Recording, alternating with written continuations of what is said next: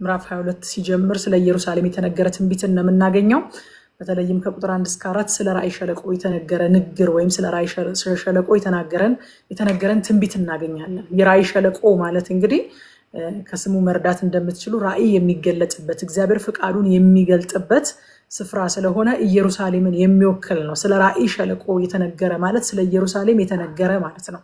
የእግዚአብሔር ሐሳብ ራእይ የሚገለጥበት ስፍራ ስለሆነ በጣም የሚገርመው ግን እግዚአብሔር ፍቃዱን በሚገልጥበት በዚያ ስፍራ መንፈሳዊ እውርነት ነግሶ ነበረ እና እግዚአብሔር የንስሐ ጥሪ እያደረገ ከተማይቱ ግን በፌሽታና በፈንጠዚያ ተሞልታለች። ስፍራው ስያሜው የራእይ ሸለቆ ነው። ራእይ የሚገለጥበት እግዚአብሔር ፈቃዱን የሚገልጥበት እግዚአብሔር ሐሳቡን የሚያሳውቅበት የእግዚአብሔር ድምጽ የሚሰማበት ማለት ነው። ኢየሩሳሌም ማለት እንደዛ ማለት አይደለ። እግዚአብሔር የመረጣት እግዚአብሔር ለራሱ ማደሪያ አድርጎ የቀደሳት እግዚአብሔር የሚገኝበት የሚመለክበት ደግሞ ሐሳቡን የሚገልጥበት ስፍራ ነው።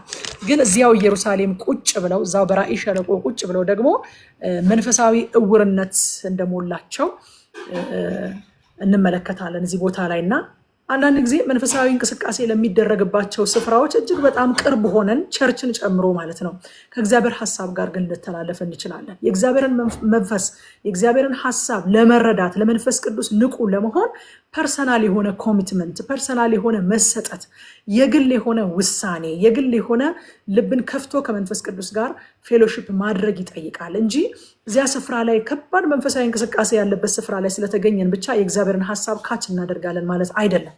በቤተ ክርስቲያን ውስጥ ቁጭ ብለን በአገልግሎት ውስጥ ሁሉ ሆነን እያገለገለን ራሱ እግዚአብሔር ሲናገር ላንሰማ እንችላለን። ለመንፈሳዊ እውርነት ወይንም ደግሞ መንፈሳዊ ነገርን ላለመስማት ጆሮአችን የተደፈነ ወይንም ደግሞ እግዚአብሔር እየተናገረ እንኳን መስማት የማንችል አንደርስታንድ ማድረግ የማንችል ልባችን የደነደነ ጆሮአችን ለመንፈሳዊ ነገር የተደፈነ ልንሆን እንችላለን። ቤተክርስቲያን የሚውል ሁሉ የእግዚአብሔርን ሐሳብ ይረዳል፣ ከእግዚአብሔር ሐሳብ ጋር አይተላለፍም ማለት አይደለም። እንደውም አንድ ሰው ምን አለ? በጣም ከቤተክርስቲያን የማይጠፋ ነገር ልንገራችሁ አለ። አጋንንት ብዙ ጊዜ ቤተክርስቲያን እኮ አይጠፋም፣ ማኒፌስት ያደርጋል እኮ። አይታችሁ ከሆነ በጣም መንፈሳዊ ስብሰባዎች ባሉበት ቦታ የማይጠፋ አንድ ቢንግ ልንገራችኋል እና አጋንንት አይጠፋም ማለት ግን እዛ ተገኝቷል ማለት ይለወጣል ማለት አይደለም። እዛ ተገኝቷል ማለት የእግዚአብሔርን ፈቃድ ይረዳል፣ የእግዚአብሔርን ፈቃድ ይፈጽማል ማለት አይደለም። ስለዚህ መንፈሳዊ ቦታዎች ላይ መገኘት፣ የእግዚአብሔር ሐሳብ የሚገለጥባቸው መንፈሳዊ እንቅስቃሴዎች የሚደረግባቸው ቦታዎች ላይ መገኘት በራሱ የልብ ለውጥን አያመጣም፣ የህይወት ለውጥን አያመጣም። እንዲሁም ደግሞ ከእግዚአብሔር ሐሳብ ጋር መገናኘትና የእግዚአብሔርን ፈቃድ ተናግሮ ከማድረግ ጋር አይገናኝም። አጋንንቶችም ይውላሉ ቤተክርስቲያን፣ አጋንንቶችም ይመጣሉ ወደ አምልኮ ስፍራዎች፣ አጋንንቶችም የእግዚአብሔር ድምፅና የእግዚአብሔር ፈቃድ የሚገለጥበት ስፍራ ላይ ይገኛሉ። ዋናው ነገር ግን እዛ የተገኘ ነው በምን አይነት ሁኔታ ነው የሚለው ማተር ያደርጋል እና የራእይ ሸለቆ ተብሎ የተጠራ ቦታ ላይ እየኖሩ እግዚአብሔር የንስሐ ጥሪ እያደረገ እነሱ ፌሽታ ያደርጋሉ። እግዚአብሔር የንስሐ ጥሪ እያደረገ እነሱ ፈንጠዝያ ላይ ናቸው። ይገርማል። ሰዎች ልባቸው ከእግዚአብሔር ጋር ተቆራርጦ አምልኮ ስፍራ ሊገኙ ይችላሉ፣ ሊያገለግሉ ይችላሉ። እግዚአብሔር ሲናገር እየሰሙም ደግሞ ላይሰሙ ይችላሉ። ጌታ እንደዚህ ያለ በማቴዎስ ወንጌል ምዕራፍ 13 ቁጥር 13 ላይ ስለዚህ እንዲህ በማለት በምሳሌ የምነግራችሁ ለዚህ ነው አለና እያዩ ስለማያዩ እየሰሙ ስለማይሰሙ ወይንም ስለማያስተውሉ ነው አለ። ፈሪሳውያን ጌታ በሚያስተምርባቸው ስፍራዎች በሙሉ ይገኙ ነበረ። ሰዱቃውያን ይገኙ ነበረ። ጌታ በሚያስተምርባቸው ስፍራዎች፣ በሚሰብክባቸው፣ በሚፈውስባቸው ቦታዎች ሁሉ ይገኙ ነበረ። እያዩ አያዩ፣ እየሰሙ አይሰሙ፣ አያስተውሉም ነበረ። ይሁዳ 3 ዓመት ከ6 ወር ጌታ በዚህ ምድር ላይ ተመላልሶ ሲያስተምር መጀመሪያ ላይ ከተመረጡትና ከተጠሩት ሐዋርያት መካከል ነበረ። ከጌታ ከኢየሱስ ክርስቶስ ጋር ቁጭ ብሎ በጌታ በኢየሱስ ክርስቶስ እግር ስር እየተማረ ቁጭ ብሎ ሰው ላይ ለወጥ ይችላል። አይገርማችሁም? መለወጥ የልብ ፈቃደኝነትን ይጠይቃል። መለወጥና ከእግዚአብሔር ሐሳብ ጋር አለመተላለፍ መሰጠትን ይጠይቃል። ራስን ዴዲኬት ማድረግን ይጠይቃል። ዲቮሽን ይጠይቃል። እንደው ዝም ብሎ እዛ ቦታ ላይ ስለተገኙ መለወጥ የሚቻል ቢሆን ኖሮ ኢየሱስን ይሁዳ አሳልፎ ባልሰጠው ነበረ። ከ12ቱ አንዱ የሆነ ኢነር ሰርክል የሚባል ሰው ነው ጌታችን ኢየሱስ ክርስቶስን አሳልፎ የሰጠው። ትምህርቱን ሲሰሙ የነበሩ እየተከተሉት በዙሪያው በአካባቢው የሚያደርገውን ተአምራት ሲያዩ የነበሩ ስብከቱን ሲያዳምጡ የነበሩ ፈሪሳውያንና ሰዱቃውያን ናቸው ለሮማውያን አሳልፎ ጌታ ኢየሱስ ክርስቶስን የሰጡት። አያችሁ፣ እዛ መገኘት አይደለም ቁም ነገሩ፣ የልባችን ፖዚሽን የልባችን ኮንዲሽን ምን ይመስላል የሚለው ነው። ፈሪሳውያን የሚገኙት የነበረው የሚከሱት ነገር ለማግኘት ነው። ከአንደበቱ የሆነ ቃል ለመልቀምና የሚያጣምሙት ነገር ለማግኘት ነው ይዞሩ የነበሩት እየተከተሉት እንጂ ለመለወጥ አልነበረም። ለምንድን ነው ቤተክርስቲያን የምንሄደው? ለምንድን ነው የምናገለግለው? ለምንድን ነው የመጽሐፍ ቅዱስ ጥናት የምንመጣው? ለምንድን ነው ወደ ጸሎት ስፍራዎች የምንሄደው? ሄጃለሁ ለማለት ነው። መሄዳችን እዛ ቦታ ላይ መገኘታችን ኢሜጃችንን ስለሚያሳምረው ነው። በስማም እሷ እኮ ቸርች አትቀርም፣ እሷ እኮ በስማም አገልግሎት እኮ አትቀርም እሷ ለመባል ነው። መጽሐፍ ቅዱስ ጥናት እኮ ቀርቶ አያውቅም እርሱ ለመባል ነው። አዳር ጸሎት ነበርኩኝ ብለን በማግስቱ ስናወራ ስለሚያምር ነው ወይንስ እዛ ቦታ ላይ በመሄዳችን ሪሊ እየተለወጥን ነው? ወይንስ ለመቃወም ነው የምንሄደው? አሁን አንዳንዶች እዚህ መካከል እንደሚያደርጉት ለመቃወም ነው ስክሮል አድርገን የምንገባው ወይንስ ለመለወጥ ነው? እግዚአብሔር የልባችንን መሻት ይሰጠናል። የልባችንን የመጣንበትን ነገር የጠየቅነውን ነገር የለመነውን ነገር እግዚአብሔር ያደርግልናል። ለመለወጥ የሚመጣ ሰው ተለውጦ ይሄዳል። ለመፈወስ የሚመጣ ሰው ተፈውሶ ይሄዳል። እግዚአብሔር በትክክለኛ ኢንቴንሽን በእውነተኛ መሰጠት ወደፊቱ እንድንመጣ ያድርገን። ሀሳቡ በሚገለጥበት ስፍራ ተቀምጠን ከሱ ጋር ከመተላለፍ እግዚአብሔር ይጠብቀን። መንፈሳዊ እንቅስቃሴዎች ያሉበት ስፍራ ሆነን የእግዚአብሔርን ሀሳብ ካለመረዳት እግዚአብሔር ይጠብቀን። ንስሐ ግቡ እያለ ጥሪ እያደረገ እነዚህ ሰዎች ትልቅ ፌሽታ ላይ ነበሩ እና ቁጥር 4 ላይ እግዚአብሔር እንደዚህ አላቸው፣ ስለዚህ ከኔ ራቁ አለ ኢሳያስ። እንደዚህ አላቸው፣ ስለዚህ ከኔ ራቁ፣ አምርሬ ላልቅስበት፣ ስለ ህዝቤ ጥፋት ልታጽናኑኝ አትሞክሩ አልኩኝ ይላል። አያችሁ፣ ኢሳያስ ትክክለኛው ፖዚሽን ላይ ነው ያለ። በዙሪያው ያለው ወከባ፣ በዙሪያው ያለው ፌሽታ አልደለለውም፣ አላታለለውም። ምን አለ? የእግዚአብሔርን የንስሐ ጥሪ ሰምቻለሁ። ንስሐ ካልገቡ ህዝቤ ላይ የሚመጣባቸውን ጉዳት፣ የሚመጣባቸውን ቅጣት ተረድቻለሁኝ እኔ። ስለዚህ የእናንተ ፌሽታ አያታለኝም። አሁን እያደረጋችሁ ያላችሁት ግርግር ምንም እንደሌለ፣ ምንም ችግር እንደሌለ፣ ሰላም ሳይኖር ሰላም እንደሆነ እያስመሰላችሁ የምታደርጓቸው እነዚህ ፕሮግራሞቻችሁ አያታልሉኝም። ዞር በሉልኝ፣ ካጠገቤ ዞር በሉልኝ። እኔ እግዚአብሔርን ሀሳብ ተረድቻለሁ። ሊመጣ ያለው ፍርድ ገብቶኛል። ስለዚህ እኔ ላልቅስበት፣ ከኔ ራቁ፣ አምርሬ ላልቅስበት፣ ስለ ህዝቤ ጥፋት ልታጽናኑኝ አትሞክሩ ይላል። አያችሁ፣ ነቢዩ ኢሳያስ መጽናናትን ከፌሽታ አይፈልግም። መጽናናትን ከፈንጠዝያ ማግኘት አይወድም። መጽናናትን እዛ አካባቢ ከሚደረጉ የተለያዩ ሴሬሞኒዎች መቅዳት አልፈለገም። ተውኝ፣ በቃ እግዚአብሔር ራሱ እስኪያጽናናኝ ድረስ ተውኝ። የእናንተ ድግስ አያጽናናኝም፣ የእናንተ ወከባ አያጽናናኝም፣ እኔን ተውኝ ሲላቸው እንመለከታለን። እውነተኛ መጽናናት ሁኔታውን ዲናይ በማድረግም አይገኝም። እነዛ ሰዎች ዲናይ እያደረጉ ነበር። አይገርማችሁ? እግዚአብሔር ንስሐ ካልገባችሁ እንዲህና እንዲያ ትሆናላችሁ እያለ የፍርድን ቃል እየላከባቸው የንስሐ ጥሪ እያደረገላቸው፣ ግን ያለውን ሁኔታ ዲናይ አድርገው ነገ እንሞታለንና እንብላ እንጠጣ እያሉ ፌሽታ ያደርጉ ነበረ። ዲናይ በማድረግ እውነተኛ መጽናናት አይገኝም። በምድራዊ ነገር ደስታን ለመፍጠር በመሞከር ሳይሆን ከእግዚአብሔር ብቻ ነው መጽናናት የሚገኘው ወዳጆቼ። ከውስጥ ያልተስተካከለን ነገር ከላይ በተለያዩ ድግሶችና በተለያዩ ግብዣዎች ልናስተካክለው ብንሞክር እውነተኛ መስተካከል፣ እውነተኛ መጽናናትን ግን ሊሰጠን አይችልም። ስለዚህ ኢሳያስ የእናንተ ድግስ እኔን ሊያጽናናኝ አይችልም፣ እናንተ የምታደርጓቸው ነገሮች ለእኔ እውነተኛ መጽናናት አይሰጡኝም፣ ተውኝ፣ ስለ ህዝቤ ላልቅስበት፣ አምርሬ ላልቅስበት ሲላቸው እናያለን ማለት ነው። ከቁጥር 8 እስከ 11 ችግሩን አያችሁት አላቸው። ችግሩን እኮ አይታችሁታል፣ ከተሞች ፍርስራሽ ሲሆኑ ተመልክታችኋል አለ። ግን ምንጩን ሳትጠይቁ መፍትሄ ለማግኘት ተጣደፋችሁ። አይገርምም? እግዚአብሔር ችግር ሲፈጠር ምንጩን እንድንጠይቅ ይፈልጋል። ጌታ ሆይ ለምንድን ነው ይሄ የሆነብኝ እንድንለው ይፈልጋል እንጂ ቆይ ችግር የለውም እንትና ጋር ደውዬ እንትን እንዲያደርግልኝ እነግረዋለሁ፣ ቆይ ችግር የለውም ለምን እንትን አምጥተን ከእንትን ገዝተን እንትን ጨምረን እንትን አድርገን ይህንን ነገር ለምን ሶልቭ አናደርገውም ብለን በቀጥታ ወደ ሶሉሽን ጃምፕ እንድናደርግ አይደለም እግዚአብሔር የሚፈልገው። ለካ ቆም ብለን ጌታ ሆይ ለምንድን ነው ይሄ የሆነው? ምንድን ነው ምክንያቱ ብለን እንድንጠይቅ ይፈልጋል። ምክንያቱም እግዚአብሔር እያንዳንዱን ነገር ሲያደርግም ሆነ ሲፈቅድ በዓላማ ስለሆነ የሚፈቅደው። በዚህ ውስጥ ያንተ ዓላማ ምንድን ነው? ከችግሩ መፈታት በላይ የእግዚአብሔርን ዓላማ መረዳት በጣም ትልቅ ነገር ነው፣ በአንድ ነገር ውስጥ በምናልፍበት ሰዓት ማለት ነው። እና መጠየቅ ነበረባችሁ ይላችኋል ኢሳያስ፣ መጠየቅ ነበረባችሁ። እናንተ ግን ኢንስቴድ ኦፍ ዳት በመጠየቅ ፋንታ የጦር መሳሪያ አሰባሰባችሁ፣ ቅጥሩን አደሳችሁ፣ ውሃ አጠራቀማችሁ። አያችሁ፣ ሰዋሰው የሆኑ ሰውኛ የሆኑ ሶሉሽኖችን ወዲያው በቃ ለምን እንደዚህ አናደርግም? ለምን የጦር መሳሪያ እናሰባስብም?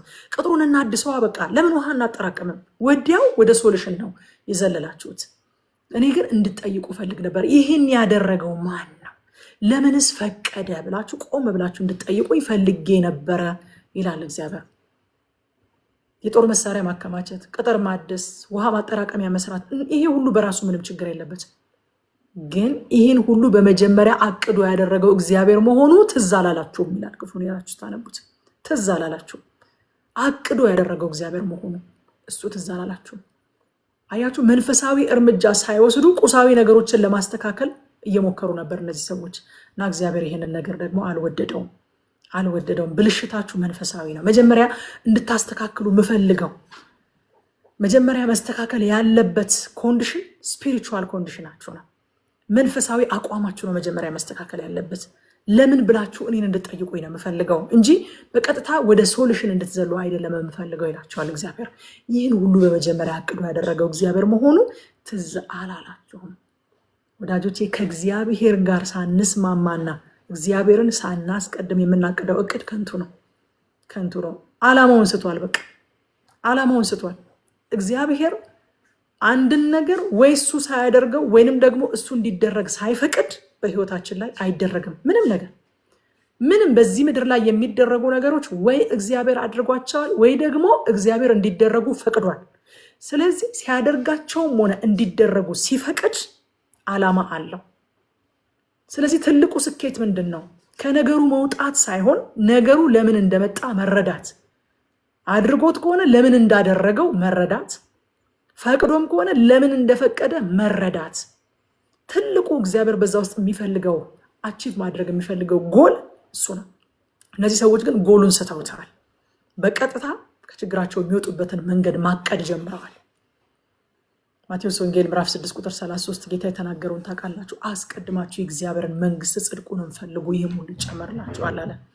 ችግር የለውም እኮ የጦር መሳሪያ መሰብሰብ ይደርሳል። ቅጥር ማደስ የሚደርስ ነገር ነው። ውሃ ማጠራቀምም የሚደርስ ነገር ነው። አስቀድማችሁ ግን ይህንን ሁሉ አስቀድሞ ያቀደው ማን ነው ብላችሁ የእግዚአብሔርን ፊት ፈልጉ ይላችኋል እግዚአብሔር። እቅድ ያለ ጸሎት የማይጨበጥ ምኞት ነው። ያዕቆብ ምዕራፍ 1 ቁጥር 5 ላይ ከእናንተ ማንም ጥበብ ቢጎድለው ሳይነቅፍ በልግስና ለሁሉ የሚሰጠውን እግዚአብሔርን ይለምን ለእርሱም ይሰጠዋል ይላል። ፈጥኖ የሆነ አክሽን ለመውሰድ ጃምፕ ከማድረጉ በፊት ሳይነቅፍ በልግስና የሚሰጠውን እግዚአብሔርን ጥበብ እንዲሰጠው ይለምን ይላል። እግዚአብሔር አስቀድመን ፊቱን እንድንፈልግ ይፈልጋል። አስቀድመን ፍቃዱን እንጠይቀው ይፈልጋል። አስቀድመን ጌታ ሆይ በዚህ ውስጥ የማልፈው ለምንድን ነው? ዓላማህ ምንድን ነው? ምን እንድማር ትፈልጋለህ? ምን እንዳይፈልግህ ነው እንድንለው እግዚአብሔር አስቀድሞ ይፈልጋልና ጌታ ጥበብ ያብዛልን። እግዚአብሔር ማስተዋል ይስጠን።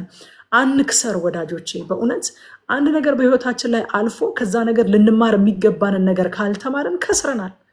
በከንቱ ዋጋ ከፍለናል። በከንቱ መከራን ተቀብለናል ማለት ነው። ግን በዛ ውስጥ ስናልፍ እግዚአብሔር እንድናይ የፈለገውን ነገር ካየን በትክክልም ጎሉን መተናል ማለት ነው። እዛ ከቁጥር 12 እስከ 13 ድረስ የእግዚአብሔርን ጥሪና የህዝቡን ተቃራኒ ምላሽ እናገኛለን። እግዚአብሔር ኑ እዘኑ፣ አልቅሱ፣ ንስሐ ግቡ ይላል። ህዝቡ ደግሞ ነገ እንሞታለን ባካችሁ እንብላ እንጠጣ ይላል። አይገርማችሁ? አሁን እነዚህ ሰዎች ስናያቸው በቃ ሊደንቁን ይችላሉ እኮ ምን አይነት ፉሊሽ ሰዎች ናቸው። እግዚአብሔር እዘኑ፣ አልቅሱ፣ ንስሐ ግቡ እያለ እነሱ ነገ እንሞታለን እንብላ እንጠጣ ይላሉ። ምን አይነት ሰዎች ናቸው እንል ይሆናል እኮ በልባችን። በጣም የሚገርማችሁ ነገር ግን ይሄ የዘመናችንም ችግር ነው። እግዚአብሔር በዚህ ዘመን ይጠራል፣ ትውልድን ይጠራል። ተመለሱ ይላል፣ ንስሐ ግቡ ይላል፣ እዘኑ ይላል፣ ይጠራል። እግዚአብሔር ወደ ፈቃዴ ግቡ ይላል። እግዚአብሔር ይጠራል። ትውልድ ደግሞ ነገ እንሞታለን እንብላ እንጠጣ እያለ ነው። ይሄ በየዘመናቱ የእግዚአብሔር ጥሪና የሰው ልጆች ምላሽ ነው እንጂ በአንድ ወቅት ብቻ የነበረ ኮንቨርሴሽን አይደለም። ልንደነቅ አይገባም። ዛሬም እናደርገዋለን። እኛ ዛሬም እግዚአብሔር የንስሐ ጥሪ እያቀረበ፣ እኛ ግን እንሞታለን ስለዚህ እንብላና እንጠጣ እንላለን። እና መፍረድ ቀላል ነው። ምን ሆነው ነው ግን ማለት ቀላል ነው። ግን ዞር ብለን ስናየው የእኛም አካሄድ ከዚህ ብዙ የተለየ አይደለም። ሐዋርያው ጳውሎስ እንደዚህ ያለ አንደኛ ቆሮንቶስ ምዕራፍ 15 ቁጥር 32 ላይ እንደ ሰው በኤፌሶን ከአውሬ ጋር ከታገልኩ ሙታንስ የማይነሱ ከሆነ ምን ይጠቅመኛል አለና ነገ እንሞታለን እንብላና እንጠጣ ትላላችሁ አላቸው። አያችሁ የቆሮንቶስ ምዕመናን ምን እያደረጉ እንደነበረ።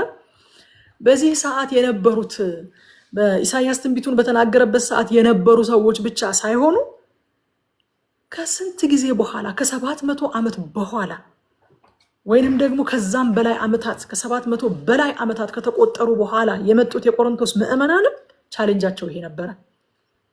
ሐዋርያው ጳውሎስ ስለሚቀጥለው ህይወት ስለ ትንሣኤ ብሎ ዋጋ እየከፈለ በኤፌሶን ከአውሬ ጋር እየታገለ እነሱ ግን ዛሬ እንሞታለንና እንብላና እንጠጣ እያሉ ነበሩ። ዛሬም ደግሞ ከ2000 ዓመት በኋላ ይሄው ችግር አለ። ይሄው አይነት አመለካከት አለ። ጌታ ስለሚቀጥለው ዘመን ስለሚመጣው መንግስት ያወራናል፣ እኛ ደግሞ እንሞታለን፣ ስለዚህ እንብላና እንጠጣ እንላለን ማለት ነው። የቆሮንቶስ ሰዎች ይህንን ሲያደርጉ የትንሣኤ ተስፋ ያላቸው አማኞች ተስፋቸውን በዚች ህይወት ላይ ብቻ ከሆኑ ሰዎች ጋር ሲያመሳስሉ ሐዋርያ ጳውሎስ ይገስጻቸዋል። እንብላ እንጠጣ ነገር እንሞታለን እኮ ተስፋቸው በዚህ ምድር ላይ ብቻ የሆነ ሰዎች ቋንቋ ነው፣ የእናንተ ቋንቋ አይደለም። እናንተ እኮ የትንሣኤ ልጆች ናችሁ። እናንተ ከሚነሱት ወገን ናችሁ። በእርግጥ የማይነሳ የለም፣ የሰው ልጅ ዘላለማዊ ፍጡር ነው። ግን እነሱ ተስፋቸው፣ ሽልማታቸው፣ ሪዋርዳቸው በዚህ ህይወት ብቻ ነው። መዝሙር መጽሐፍን ስናጠና ታስታውሳላችሁ። ተስፋቸው በዚህ ህይወት ብቻ ከሆነ ሰዎች ጠብቀኝ አለ መዝሙረኛ። ተስፋቸው በዚህ ህይወት ብቻ፣ በቃ እንብላ እንጠጣ ነገ እንሞታለን፣ ከዛ በኋላ እኛ የሚቀጥል ተስፋ የለንም የሚሉ ሰዎች የትንሣኤ ልጆች አይደሉም። እናንተ እኮ ክርስቶስ እንደተነሳ የምትነሱ ናችሁ፣ እንዴት ከነሱ ጋር ትመሳሰላላችሁ ብሎ ይገስጻቸዋል። ወደ ክፍሉ ስመለስ ከቁጥር 15 እስከ 19 ለሼብና የተሰጠ ማስጠንቀቂያን እናገኛለን። ሼብና የሚባል ሰው ሼብና በሕዝቅያስ ዘመነ መንግስት የነበረ ታላቅ ባለስልጣን እንደነበረ ከክፍሉ መረዳት እንችላለን። ህዝቡን ከማገልገል ይልቅ ግን ለራሱ ስምና ዝና የሚሮጥ ሰው ነበረ። ሼብና ህዝብ ለማገልገል ነው ስልጣን ወንበር ላይ የተቀመጠው፣ ግን ለራሱ ስምና ዝና በጣም ይሮጥ ነበር። የህዝቡ መኖሪያ እየፈረሰ እሱ ለመኖሪያው ብቻ አይደለም መቃብሩን የሚገነባ ከሞተ በኋላ ስለሚቀበርበት ቦታ በጣም የሚገደው እና መቃብሩን የሚገነባ ትዕቢተኛና ራስ ወዳድ ሰው ነበረ ሼብና። ግን በስልጣን ወንበር ላይ የተቀመጠው ለምን ነበረ ብያችኋለሁ? ህዝቡን ለማገልገል ነበረ። የህዝቡ ቤት እየፈረሰ ነው፣ እሱ ደግሞ ከመኖሪያ ቤቱ አልፎ መቀበሪያውን ለመስራት በጣም ሲተጋ ክፍሉን ሳነብ ቅድም ተመልክታችሁኛል። ስለዚህ እግዚአብሔር እንደዚህ ያለ አዋርድሃለሁ፣ ወደ በኋላ ላይ አሳያችኋለሁ፣ አባረርሃለሁ ይለዋል። ዋው! ሰዎች በስልጣን ወንበር ላይ ሲቀመጡ ልክ በቃ አንድ አለቃ እንደሚሸልም መልካም የሰራውን ኃላፊነቱን በደንብ የተወጣውን እንደሚሸልም ማዕረጉን ከፍ እንደሚያደርግ ደግሞ እንዝላል የሆነውን ኃላፊነቱን በትክክል የማይወጣውን ደግሞ ከስራ እንደሚያባርር እግዚአብሔር ሼብናን አባረርሃለሁ ይለዋል። አይገርማችሁ? አባረርሃለሁ። ማቴዎስ 23:12 ላይ ጌታ እንደዚህ ያለ፣ ራሱን ከፍ የሚያደርግ ሁሉ ይዋረዳል፣ ራሱን የሚያዋርድ ሁሉ ከፍ ይላል። ሼብና በጣም ራሱን ከፍ የሚያደርግ ሰው ነበረ። ከመኖሪያው አልፎ መቀበሪያው በጣም ግድ ይለዋል። የህዝብ መኖሪያ እየፈረሰ እኮ ነው፣ በጣም ግድ ይለዋል መቀበሪያው። ማርቆስ 10:43 ላይ ደግሞ እንደዚህ ያለ ጌታ፣ በእናንተስ እንደዚህ አይደለም አለ። ስለ ስልጣን ሲከራከሩ ደቀ መዛሙርቱ ከኛ መካከል ማን ይበልጣል እያሉ ሲከራከሩ ደረሰና የአሕዛብ ሹማምንት በሚገዟቸው ሰዎች ላይ እንደሚሰለጥኑባቸው ከፍ እንደሚሉባቸው ታውቃላችሁ አለ። እናንተስ እንደዚህ አይደለም፣ ነገር ግን ማንም ከእናንተ ታላቅ ሊሆን የሚወድ የእናንተ አገልጋይ ይሁን ይላል። ስለዚህ በኃላፊነት ወንበር ላይ በስልጣን ወንበር ላይ መቀመጥ፣ በመሪነት ስፍራ ላይ መቀመጥ የአገልጋይነት ዝቅ ብሎ ሌሎችን የማገልገል ኃላፊነት ነው እንጂ በሌሎች ላይ ከፍ ከፍ የማለት ከሌሎች የተለየ ጥቅም የማግኘት እድል አይደለም ማለት ነው። ራሳችንን ከፍ ከፍ የምናደርግበት ስፍራ አይደለም። መሪነት ባላደራነት ነው። መሪነት አገልጋይነት ነው እንጂ ልዩ ጥቅም የሚያስገኝ እድል አይደለም። ትላንትናም ስናይ ነበረ፣ የበላይነትም አይደለም። ቁጥር 19 ላይ እግዚአብሔር ይላል አዲሱ ትርጉም፣ እግዚአብሔር አንተን ከደረጃ ዝቅ ያደርግሃል፣ ከስራህም ያባረርሃል። ዋው! ይሄ በቃ በአዲስ ትርጉም ሳየው እንዴት እንደደነቀኝ፣ እንዴት እንደበራልኝ፣ እንዴት በቃ ግልጽ ሆኖ እንደታየኝ ልነግራችሁ አልችልም። አባረርሃለሁ ከቦታ። እናንተ አለቃችን ቀጣሪያችን ለካ ሰዎች አይደሉም። ሰዎች ሪፕሬዘንታቲቭ ናቸው። ጌታችንን ወክለው የተቀመጡ ለካ የምታደርጉትን ሁሉ ለጌታ ለክርስቶስ እንደምታደርጉ አድርጉት የሚለን መጽሐፍ እነሱ አለቆቻችን፣ ቀጣሪዎቻችን፣ ሿሚዎቻችን እግዚአብሔርን ዋናውን አለቃ፣ ዋናውን ሿሚ፣ ዋናውን ጌታ ሪፕሬዘንት አድርገው በዛ ኃላፊነት ቦታ ላይ ተቀምጠዋል እንጂ የሚሾም የሚሽር የሚቀጥር የሚያባርር ለካ እግዚአብሔር ነው። አባርራለሁኛል አባርራለሁ። እንደ ሕዝቅያስ አይደል እንደ ይሄንን ሰው ማባረር የሚችለው? ሕዝቅያስ ሪፕሬዘንት ነው ያደረገው እግዚአብሔርን። ሪፕሬዘንታቲቭ ነው። እግዚአብሔር አባረው ሲለው የሚያባረር፣ ሸልመው ሲለው የሚሸልም ሮሜ ምዕራፍ 13 ላይ እንደሚናገር መልካም የምታደርግ ከሆነ ባለስልጣንን ልትፈራ አይገባም ይልና በጎ የሚያደርጉትን የሚሸልም ክፉ የሚያደርጉትን የሚቀጣ የእግዚአብሔር ባሪያ ነው፣ የእግዚአብሔር አገልጋይ ነው። ሰይፍን የታጠቀው በከንቱ አይደለም። እግዚአብሔር ቅጣ ሲለው ሊቀጣ ነው። ደግሞ እግዚአብሔር ሪዋርድ አድርግ ያለውን ሸልም ያለውን ደግሞ የሚሸልም ነው። ስለዚህ የእግዚአብሔርን ፍቃድ የሚያገለግል አገልጋይ ነው እና መልካም የምታደርግ ከሆነ ባለስልጣን ልትፈራ አይገባም ይላል ሮሜ ምዕራፍ 13 ሄዳችሁ ስታነቡት። ይህንን ሰው ሕዝቅያስ ያባርራሃል አይለውም፣ እኔ አባርራለሁኝ ይላል። ቁጥር 19 እግዚአብሔር አንተን ከደረጃ ዝቅ ያደርጋል ከስራህም ያባርርሃል። አያችሁ ወዳጆቼ፣ ጉዳያችን ሊሆን የሚገባው ከእግዚአብሔር ጋር ነው። ደስ ለማሰኘት ልንሰራ የሚገባን እግዚአብሔርን ነው። ስራ ስንሰራ ስንታመን፣ ለምንሰራው ስራ ስንታመን፣ ለምንሰራበት መስሪያ ቤት ስንታመን፣ ማንን ደስ እያሰኘን እንደሆነ፣ ማን እንደሆነ ሪዋርድ የሚያደርገን፣ ማን እንደሆነ ሸላሚያችን፣ ዋጋችንን የሚሰጠን ማን እንደሆነ እዛው ቅድም ያልኩት ክፍል ላይ ሄዳችሁ ስታነቡ ክፍሉ ላይ እግዚአብሔር ለጌታ የምታደርጉትን ሁሉ ለጌታ እንደምታደርጉ አድርጉ ይልና ዋጋችሁ ከክርስቶስ ዘንድ ነው፣ ዋጋችሁ ከሱ ዘንድ ነው ይላል። ዋጋ የሚሰጠን እግዚአብሔር እንደሆነ፣ ሪዋርድ የሚያደርገን ከፍ ከፍ የሚያደርገን እሱ እንደሆነ፣ ደግሞ ኃላፊነታችንን ባንወጣ የሚያባረረንም እሱ እንደሆነ በማወቅ በመረዳት ብንሰራ ወገኖች የት በደረስን ነበረ። አባርራለሁኝ አለው። አባርራለሁኝ በየትኛውም የኃላፊነት ስፍራ ላይ ብንሆን ሊሸልመን፣ ሊሾመን፣ ሊያባረረን፣ ሊሽረን የሚችል አለቃ አለን። እሱም ራሱ እግዚአብሔር ነው። ሌሎቹ የስጋ ለባሽ በሙሉ የእሱ ሪፕሬዘንታቲቭ ናቸው፣ የእሱ ወኪል ናቸው፣ የእሱን ፍቃድ የሚያገለግሉ አገልጋዮች ናቸው። ከዛ በኋላ ከቁጥር 20 እስከ 22 ድረስ ኤልያቄምና እግዚአብሔር የሚሰጠውን ቁልፍ እናገኛለን።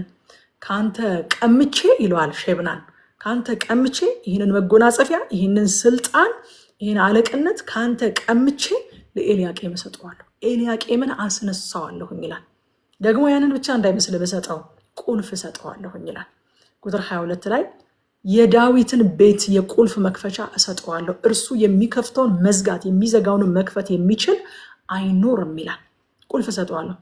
ኤልያቄም እንግዲህ እዚህ ቦታ ላይ የኢየሱስ ክርስቶስ ጥላ ሆኖ ነው ያገለገለው። ነቢዩ ኢሳያስ መልእክቱን በጊዜው ለነበረ ኤልያቄም ስለተባለ ሰው ቢናገርም መልእክቱ ግን ዘመን ተሻጋሪ እንደሆነ ማየት እንችላለን። መሲሐዊም ጭምር እንደሆነ ማየት እንችላለን። ይህንን የዳዊትን ቤት የቁልፍ መክፈቻ፣ እሱ የሚከፍተውን መዝጋት የሚዘጋውን መክፈት የሚችል የሌለውን የዳዊትን ቤት የቁልፍ መክፈቻ ራእይ ዮሐንስ ምዕራፍ 3 ቁጥር 7 ላይ እናገኘዋለን። በፊላደልፊያ ወዳለው ወደ ቤተክርስቲያን መልአክ እንዲህ ብለህ ጻፍ ይላል። የዳዊት መክፈቻ ያለው አያችሁ፣ ያ የዳዊት መክፈቻ ማን ጋር ያለው? ኢየሱስ ክርስቶስ ጋር ያለው። በጊዜው በስፍራው ለነበረ ኤልያቄም ለሚባል ሰው መልእክቱ ቢነገርም ግን ዘመን ተሻግሮ ደግሞ ኢሳያስ ስለማን እየተናገረ ነው? ያ የዳዊት መክፈቻ ለዘላለም ስለሚሰጠውና የዳዊትን መክፈቻ ለዘላለም ስለሚጨብጠው ስለ ኢየሱስ ክርስቶስም እየተናገረ ነው። በፊላደልፊያ ወዳለው ወደ ቤተክርስቲያን መልአክ እንዲህ ብለህ ጻፍ አለው። ዮሐንስን እኮ ነው ጌታ ኢየሱስ ክርስቶስ። የዳዊት መክፈቻ ያለው የሚከፍት የሚዘጋም የሌለ የሚዘጋ የሚከፍትም የሌለ ቅዱስና እውነተኛ የሆነው እርሱ እንዲህ ይላል ይላል። ያ የዳዊት መክፈቻ በጌታችን በኢየሱስ ክርስቶስ እጅ ነው። ከዛ ወደ ክፍሉ ስንመለስ ይህን ኤልያቄምን ቁልፍ ሰጠዋለሁ ብቻ ሳይሆን ለሕዝቦች እንደ አባት ይሆናል ይላል። ይሄ ኤልያቄም እንደ ሼብና ራሱን የሚያስቀድም፣ እንደ ሼብና በሕዝቡ የሚጠቀም፣ እንደ ሼብና ሕዝብ የሚያገለግለው ሳይሆን እንደ አባት ለሕዝቡ የሚራራ የሚንከባከባቸው ይሆናል ብሎ በሼብናና በኤልያቄም መካከል ሊኖር የሚገባውን ወይንም ደግሞ የሚኖረውን ልዩነት ያስቀምጥለታል ማለት ነው። ኢሳያስ የሚንከባከባቸው ለሕዝቡ እንደ አባት ይሆናል። በሕዝቡ ላይ የሚሰለጥን ሳይሆን፣ ሕዝቡ እሱን የሚያገለግሉት ሳይሆን፣ ራሱ ጌታችን ማርቆስ ወንጌል ምዕራፍ 10 ላይ ምን ብለዋል? ቁጥር 45 ላይ የሰው ልጅ ነፍሱን ስለ ሌሎች ቤዛ አድርጎ ሊሰጥና ሊያገለግል መጥቷል እንጂ ሊያገለግሉት አልመጣም ይላል። ሼብና በስልጣን ወንበር ላይ የተቀመጠው ሌሎች ሊያገለግሉት ነው እንጂ እሱ ሌሎችን ሊያገለግል አይደለም። ሌሎች ቤቱን ሊሰሩለት፣ ሌሎች መቃብሩን ሊወቅሩለት፣ ሌሎች የሱን ጥቅም ሊያስጠብቁለት ነው። ኤልያቄም ግን እንደዛ አይሆንም ማለት የጌታችን ጥላ ስለሆነ እንደዛ አይሆንም። እሱ ለህዝቡ እንደ አባት የሚራራ አባት የራሱን ጥቅም ወደኋላ አድርጎ የልጆቹን ጥቅም እኮ ያስቀድማል አይደለ? እሱ ሳይማር ልጆቹን ያስተምራል። እኛ እኮ አንዳንድ ጊዜ ለልጆቻችን እኛ የማንበላውን እኮ ነው የምናበላቸው አይደለ? እኛ ያልበላነውን እንዲበሉ፣ እኛ ያልተማርንበት ትምህርት ቤት እንዲማሩ፣ እኛ ያለበስነውን እንዲለብሱ፣ እኛ ያልኖርነውን ህይወት እንዲኖሩ ነው ምኞታችን ለልጆቻችን። ስለዚህ እንደ አባት ይሆናል እንጂ እንደ ሼብና ከነሱ እየቀማ የራሱን ነገር የሚያዳብር፣ ከነሱ እየቀማ የራሱን ስልጣን፣ የራሱን ከፍታ፣ የራሱን መኖሪያ የሚያመቻች ሰው አይሆንም። እንደ አባት ይሆናቸዋል ይላል። የጌታችን ጥላ ነው ብያችኋለሁ። ጌታ እንደዚህ ያለ ዮሐንስ ወንጌል ምዕራፍ 10 ቁጥር 11 ላይ መልካም እረኛ እኔ ነኝ አለ። ሃሌሉያ! መልካም እረኛ እኔ ነኝ። መልካም እረኛ ከበጎቹ ስለሚጠቀመው ነገር አይደለም የሚያስበው። መልካም እረኛ ነፍሱን ስለ በጎቹ ያኖራል። እግዚአብሔር በእንደዚህ አይነት ልብ ይባርከን። በእውነት ከሌሎች ከምናገለግላቸው ስለምንጠቀመው ነገር ሳይሆን እነሱን ስለምንጠቅማቸው ነገር እኛ ያልደረስንበት እንዲደርሱ፣ እኛ ያላገኘነውን እንዲያገኙ የምንተጋ እግዚአብሔር ያደርገን። እኛ ተጎድተን እነሱ እንዲጠቀሙ የምንተጋ እግዚአብሔር ያደርገን። እውነተኛ መሪዎች ህዝቡን የሚንከባከቡ፣ ህዝቡን የሚጠብቁ፣ ለህዝቡ ዋጋ የሚከፍሉ ናቸው እንደ ኤልያቄም እንጂ እንደ ሼብና በህዝብ ላይ የሚሰለጥኑ፣ የራሳቸውን ጥቅም የሚያስጠብቁ፣ የስልጣን ወንበራቸውንና የመሪነት ፖዚሽናቸውን ተጠቅመው የተሻለ ጥቅም ለማግኘት የሚሮጡ አይደሉም። እውነተኛ መሪዎች አይደሉም። አንድ ቀልድ ሲናገሩ አንድ ቦታ ሰምቼ ነበረ። ወንጌል ላይ ያነበብነው አለ አንድ ሰው ጌታ ኢየሱስ ክርስቶስ 5000 ሰዎችን ሰብስቦ ሲመግብ ነበረ። የዛሬ ዘመን አገልጋይ ግን 5000 ሰዎች ተሰብስበው ይመግቡታል አለ። እግዚአብሔር ወዳጆች ከዚህ ይጠብቀን። በእውነት እኛ ልንመግብ፣ እኛ ሌሎችን በዋጋ ልናገለግል፣ እኛ ዝቅ ብለን ሌሎችን ከፍ ልናደርግ፣ በእኛ ላይ ተረማምደው ሌሎች እግዚአብሔር ያየላቸው ከፍታ ላይ እንዲደርሱ። እንደዛ እኮ ነው አገልጋይነት ማለት። ባሪያ ነኝ ሲል ሐዋርያው ጳውሎስ ዱሎስ ነኝ ባሪያ ነኝ ማለት ቃሉ ምን አይነት ቃል እንደሆነ ታውቃላችሁ? ይሄ መርከብ ሲሄድ ዱሎስ ማለት ባሪያ ምን አይነት ባሪያ እንደሆነ ታውቃላችሁ? መርከብ ሲሄድ በድሮ ጊዜ መርከቡ ከታች ይሄ ምንድነው እንደ በእጅ እንደዚህ እየተዘወረ ነው የሚሄደው እና ባሮች መርከቡ ታችኛው ክፍል ላይ ሆነው መርከቡን በእጃቸው እንደዚህ እየዘወሩ እነሱ እየደከሙ፣ ከላይ ያለው ሰው ግን ዘና ብሎ በመርከቡ የሚፈልገው ቦታ ተጉዞ ይደርሳል። አገልግሎት ማለት ለሐዋርያው ጳውሎስ እንደዛ ነበረ። እሱ እየደከመ፣ እሱ ዋጋ እየከፈለ፣ እሱ እየለፋ ሰዎች እግዚአብሔር ወዳየላቸው ዴስቲኒ እንዲደርሱ ማድረግ ይሄ ነው። ለሌሎች መኖር ነው። እውነት ነው ዛይንዬ፣ ጌታ ይመስገን። ጴጥሮስ እንደዚህ ያለ በአንደኛ ጴጥሮስ ምዕራፍ 5 ቁጥር 2 ላይ በአደራ የተሰጣችሁን የእግዚአብሔርን መንጋ ጠብቁ አለ። መንጋ አደራ ነው። መንጋ የኛ ንብረት አይደለም። መንጋ የኛ ገንዘብ አይደለም። የኛ ካምፓኒ አይደለም። መንጋ በአደራ የተሰጣችሁን የእግዚአብሔርን መንጋ ጠብቁ። መንጋውን የምትጠብቁት በግድ ሳይሆን እግዚአብሔር በሚፈልገው አይነት፣ ምክንያቱም የእናንተ ስላልሆነ፣ እናንተ አደራ ተሰጥቷችሁ ነው እዛ ቦታ ላይ ያላችሁት። የእናንተ ስላልሆነ እግዚአብሔር በሚፈልገው አይነት በፈቃደኝነት መንጋው ፈቅዶ በፈቃደኝነት ይሁን። ለገንዘብ በመስገብገብ ሳይሆን ለማገልገል ባላችሁ ፍላጎት ይሁን ይላል። ኤልያቄም ጋር የምናገኘው ለማገልገል ያለ ፍላጎት ነው። ሼብና ጋር የምናየው ደግሞ መስገብገብ ነው። የራሱን ጥቅም ለማስቀደም፣ የራሱን ነገር ለማካበት የሚሮጠውን ሩጫ ነው የምናገኘው እዛ ጋር ደግሞ ማለት ነው። እዛ ከቁጥር 23 እስከ 25 ድረስ ኤልያቄም ምንም እንኳን ኩላብ ተብሎ እንደሚጠራው የእቃ መስቀያ ጠንካራና አስተማማኝ ቢሆንም፣ ኩላብ ማለት እቃቸውን በሙሉ የሚሰቅሉበት አስተማማኝ መስቀያ ነው እና ኩላብ ተብሎ እንደሚጠራው እቃ መስቀያ ጠንካራና አስተማማኝ ቢሆንም ሰው ነውና አንድ ቀን ግን ይሰበራል፣ ተሰብሮ ይወድቃል ብሎ ደግሞ ይነግራቸዋል። አያችሁ፣ ኤልያቄም ጥላ ነው እንጂ አካል አይደለም። ክርስቶስን ለማሳየት እዛ ቦታ ላይ ክርስቶስን ለማሳየት እንደ ጥላ ሆኖ የተቀመጠ ሰው ነው እንጂ ለዘላለም ጸንቶ የሚኖር መተማመኛ አይደለም።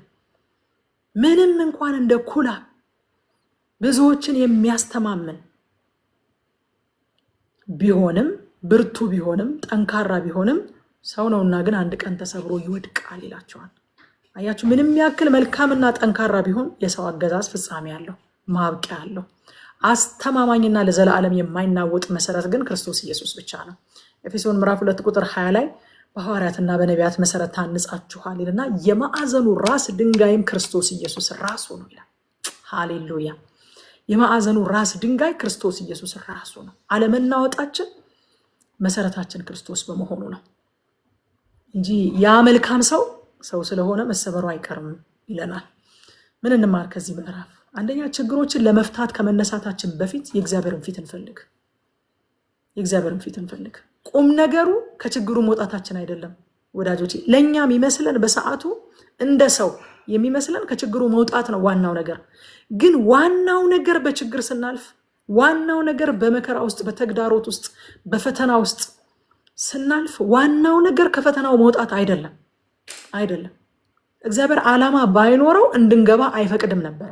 ስለዚህ ስለ መውጫው ከማውራታችን በፊት፣ መውጫውን ከመፈለጋችን በፊት እዛ ውስጥ ያለውን ሌሰን፣ እዛ ውስጥ ያለውን የእግዚአብሔርን ሐሳብ እንፈልግ። ወደ ክላስ ሩም ስንገባ ወዳጆቼ፣ ወደ ትምህርት ቤት ሄደን ወደ ክፍሎቻችን ስንገባ ዓላማው መውጣት ነው እንዴ? ሰዓቱ ደርሶ መውጣት ነው እንዴ ዓላማው? ወደ ትምህርት ቤት ሲሄድ ወደ ቤት መመለስን ዓላማ አድርጎ መሄድ ሰው አለ እንዴ?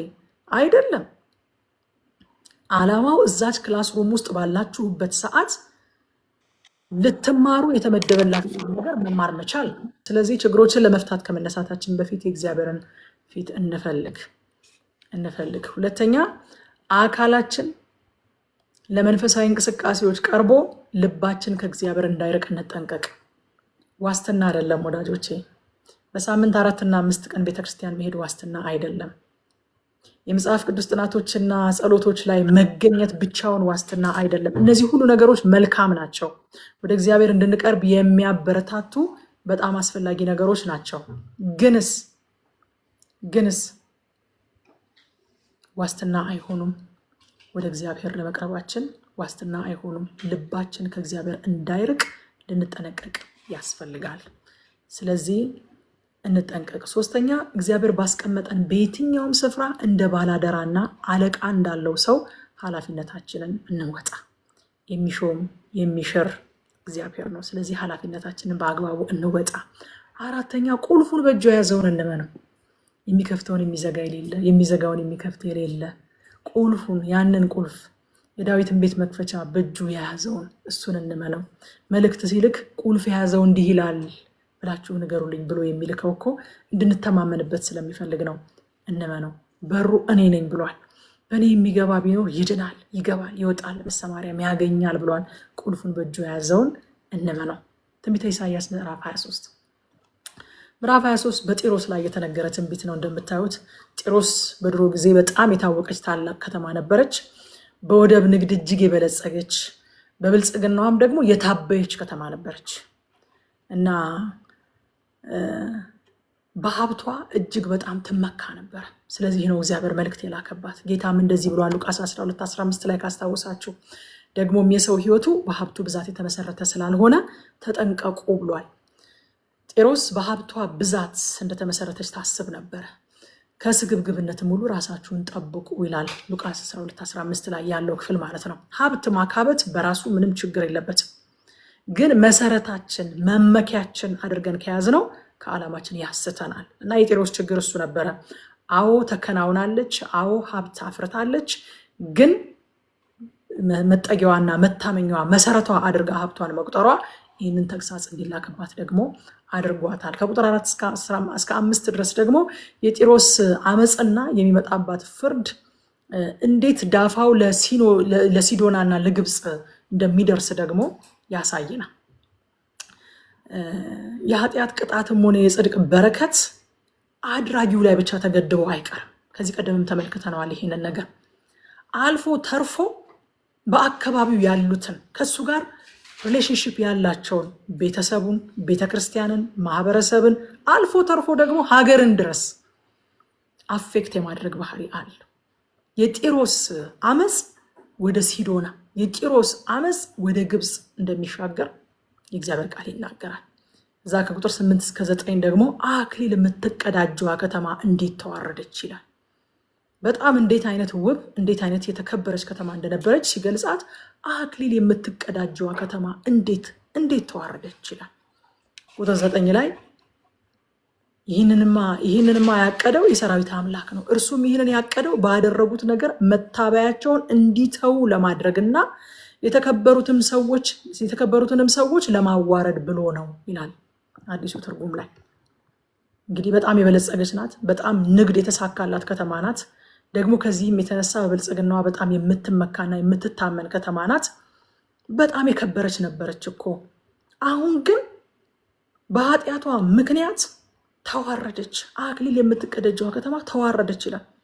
ማን ነው ያዋረዳት? ይህንንማ ውርደቷን ያቀደው የሰራዊት አምላክ ነው።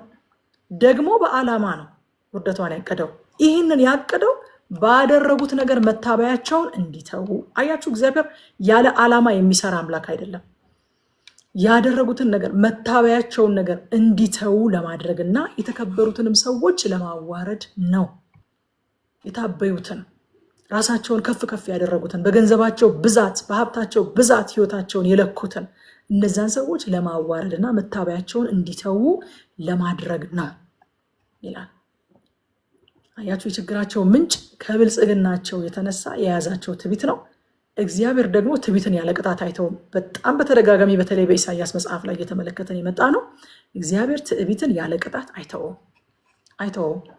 ከእርሱ የተቀበልናቸውን ነገሮች በሙሉ መልሰን ለሱ እውቅና እንሰጥባቸው ይፈልጋል። አፍተሮን ማንም አንዳች ነገር ይዞ የተወለደ የለም። ያለን ነገር ሁሉ ከእግዚአብሔር የተቀበልነው ነው። ስለዚህ መልሰን ለእግዚአብሔር ክብር እንድናመጣ ይጠበቅብናል። ሐዋርያ ጳውሎስ እንደዚህ ያለ 1 ቆሮንቶስ ምዕራፍ 4 ቁጥር 7 ላይ አንተ እንድትበልጥ ማን አድርጎሃል አለ። ማን አድርጎሃል አንተ እንድትበልጥ? ያልተቀበልከውስ ምን አለ? የተቀበልክ ከሆንክ ግን እንዳልተቀበልክ የምትመካ ስለምንድን ነው? ወዳጆቼ፣ ወደዚህ ምድር ስንመጣ ምን ይዘን መጥተናል? እሪ እያለን እያለቀስን እኮ እጃችንና እግራችን ነው ባዶውን የተወለድነው። ከእናታችን ሆድ ስንወጣ ኢዮብ እንዳለው ራቁቴን ከእናቴ ማህፀን ወጥቻለሁ፣ ራቁቴን ደግሞ ወደ ምድር እመለሳለሁ። አንዳች ይዤ የመጣሁት ነገር የለም፣ አንዳችም ይዤ የምመለሰው ነገር የለም ማለት። ምንም ነገር ይዘን አልመጣንም ስላችሁ፣ ምንም ነገር እኮ ነው ይዘን ያልመጣ ነው። ፎር ሪል ምንም ነገር። ወዳጆችን ይዘን መጥተናል። የትዳር አጋራችንን ይዘን መጥተናል። ልጆቻችንን ይዘን መጥተናል። አሁን ያለንን ታለንታችንን፣ የጸጋ ስጦታችንን፣ እግዚአብሔር የሰጠንን እድሎች፣ አገልግሎቶች፣ የጸጋ ስጦታ፣ ማንኛውንም ነገር ገንዘብን ብትሉ ሀብትን ብትሉ ይዘን የመጣነው ነገር ምን አለ? ያልተቀበልነው ነገር ምን አለ? አይ ይሄኛው እንኳን የኔ ነው የምንለው ነገር ምን አለ? ሐዋርያ ጳውሎስ የሚጠይቀን እንደዛ ነው። ጢሮስንም የሚጠይቃት እሱን ነው እግዚአብሔር። አዎ በልጽገሻል፣ ግን ሁሉም ነገር ከኔ የተቀበልሽው እንጂ ያንቺ እንዳልሆነ እንድታውቂ አዋርድሻለሁ ይላታል። ጳውሎስም የሚለው እንደዚህ ነው። ማን እንድትበልጥ አድርጓል? እንደ ማንኛውም ሰው ራቁትህን ባዶ እጅህን እያለቀስክ ነው ከእናትህ ማህፀን የወጣ። ስለዚህ አንተን ከሌላው እንድትበልጥ ማን አድርጎሃል? ማን ነው በእጁ ወርቅ ይዞ የተወለደ? ማን ነው በግራ እጁ ዳይመንድ በቀኝ እጁ ወርቅ ይዞ የተወለደ? ሁላችሁም ባዶ እጃችሁ እንደመጣችሁ ማን እንድትበልጥ አድርጓል? እስኪ እጅህ ላይ ካሉት ነገሮች፣ ቤት ውስጥ ካሉት ነገሮች፣ በዙሪያ ካሉ ነገሮች ወይንም በአካባቢ ካሉ ሰዎች፣ ከቤተሰብ፣ ከልጆች፣ ከትዳር ያልተቀበልከው ምን አለ? ይዘህ የመጣኸው ምን አለ? የራሴ ነው የኔ ነው ብለህ የምትለው ነገር ምን አለ?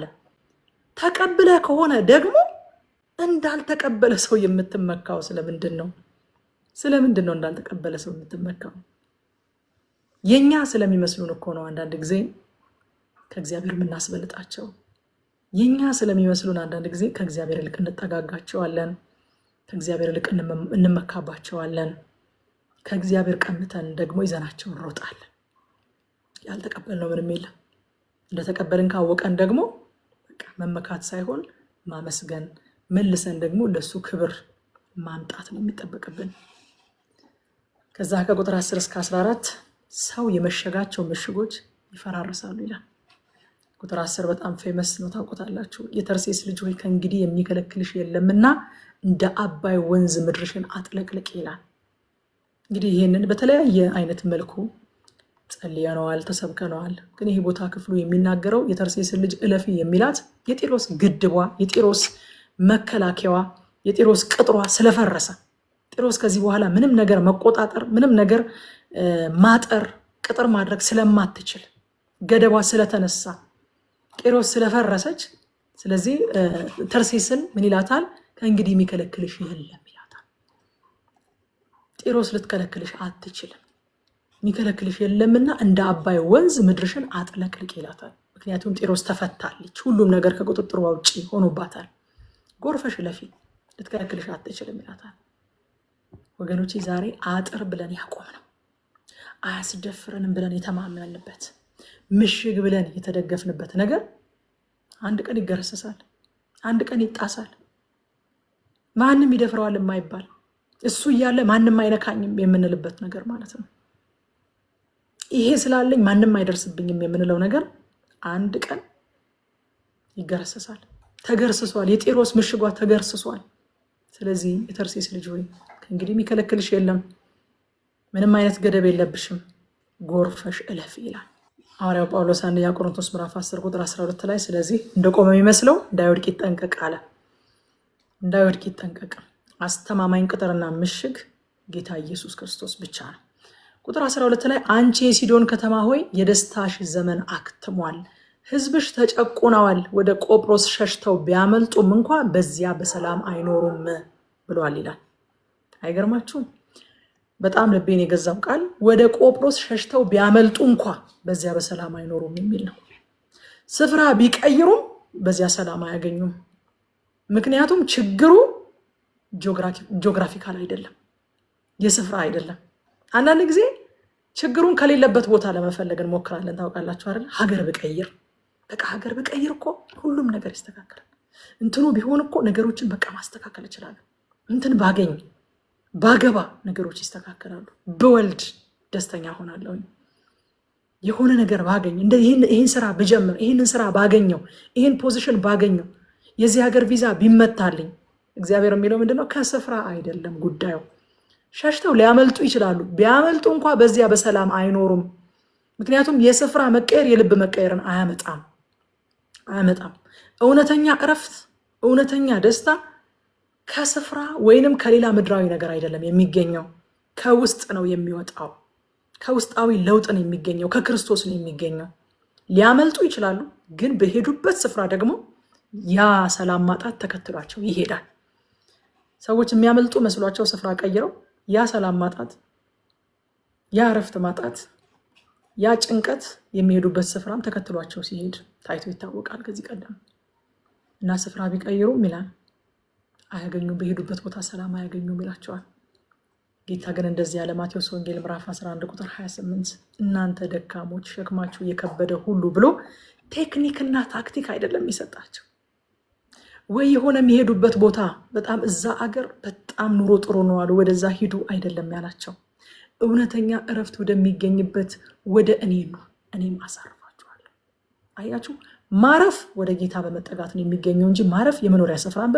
በመቀየር ስራን በመቀየር የሆነ ነገሮችን በማግኘት የሆኑ የተመኘናቸውን ነገሮች በመጨበጥ እረፍት አይገኝም እናንተ ደካሞች ሸክማችሁ የከበደ ይሄ ሸክም ይቀለናል ብላችሁ ብዙ የለፋችሁ ብዙ አይነት መንገዶችን የሞከራችሁ እስኪ ወደ እኔ ነው እኔ አሳርፋችኋለሁ ሃሌሉያ የሚያሳርፍ ኢየሱስ ብቻ ነው ኢየሱስ ያሳርፋችኋል በዚህ ውስጥ ያላችሁ ዛሬ በእውነት መኖሪያ ሀገር ቀይራችሁ ወይ ስራ ቀይራችሁ ወይ ደግሞ የጀመራችሁትን ነገር አቋርጣችሁ ሌላ ነገር በመጀመር እረፍት የምታገኙ ይመሰላችሁ በዛ ሁሉ እረፍት አይገኝም እናንተ ደካሞች ሸክማችሁ የከበደ ጌታ ይጠራችኋል ወደ እኔ ነው እኔም አሳርፋችኋለሁ ይላል ያላችሁት ሀገር ብትሄዱም እረፍት በዚያ የለም የተመኛችሁትን ስራ ብትይዙ ያሰባችሁበት ቦታ ብትደርሱ እመኑኝ ወዳጆቼ እረፍት በዚያ የለም እረፍት ያለው በክርስቶስ ውስጥ ነው ወደ እኔ ነው እኔም አሳርፋችኋለሁ ያለው ጌታ ኢየሱስ ክርስቶስ ብቻ ነው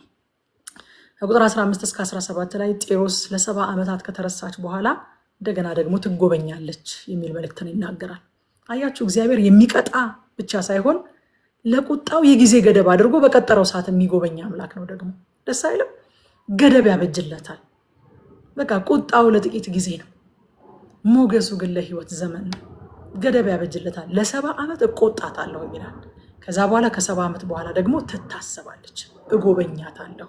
የሚጎበኝም አምላክ ነው፣ የሚመለስም አምላክ ነው፣ ሪስቶር የሚያደርግ የሚምርም አምላክ ነው። እግዚአብሔር የሚምር አምላክ ነው። ለዚህ ነው ጴጥሮስ በአንደኛ ጴጥሮስ መልእክት ምዕራፍ 5 ቁጥር 6 ላይ እንግዲህ በጊዜው ከፍ እንዲያደርጋችሁ ከኃይለኛው ከእግዚአብሔር እጅ በታች ራሳችሁን አዋርዱ ይላል።